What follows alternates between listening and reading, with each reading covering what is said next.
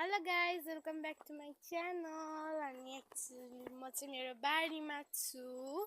मेरो बारी चाहिँ कुन बारी भन्दा मकै बारी है. अनि हजुर मेरो मकै बारीमा पनि स्वागत छ. यो चाहिँ मेरो काकती बारी रह्यो भयो.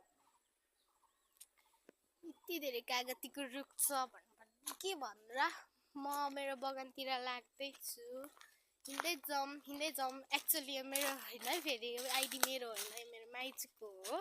अनि मैले चाहिँ यति खासै च्यानलहरूमा त्यो च्यालेन्जहरू केहरू बनाउनु मन पर्दैन. सो मैले कस्तो केही गरिनँ, जस्ट सर्ट भिडियो बनाएँ.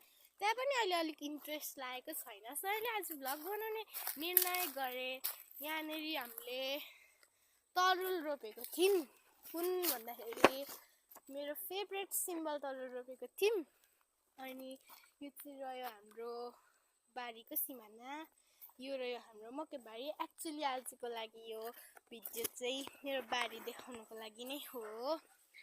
मेरो आइस प्रब्लम छ, तर मेरो आइस प्रब्लम छ त्यही पनि मैले चस्मा लगाएको छुइनँ. चस्माले मलाई अलिक नराम्रो देखाउँछ. सो त्यही पनि हजुरहरूले मेरो आइडीलाई सब्सक्राइब गर्नुभएको छ नभने सब्सक्राइब गरिदिनु होला.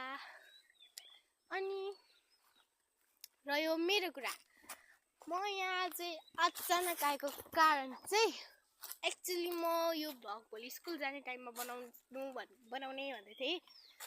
तर म भोलि स्कुल नआएर जाने परेँ. सो मैले आजै बनाउने निर्णय गरेँ. हाम्रोमा चाहिँ कताबाट तोरी पनि उम्रेछ. मिनी तोरी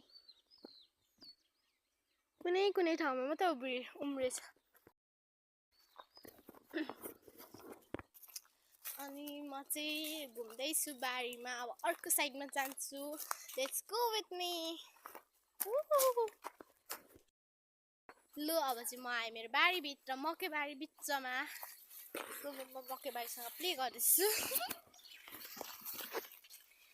मलाई स्कुलको वर्कहरू पनि छ. आज फर्स्ट डे चाहिँ आज मेरो भयो. एक्चुअली फर्स्ट डे अस्ति नै थियो, तर मैले गइनँ फर्स्ट डे. मेरो बाबाले भन्नुभयो फर्स्ट डे नजा, फर्स्ट डे म बोकिँदिनँ भन्नुभयो. सो मैले आज गएँ. सन्डे जान्छु भनेको भन्नुभयो. ल भन्नुभयो. सो सन्डे नै किनिदिन्छु भन्नुभयो. अनि मैले आज मात्र गएको. यो रह्यो हाम्रो सिम्बल तरुल. 1-2 भए पनि फलेको छ.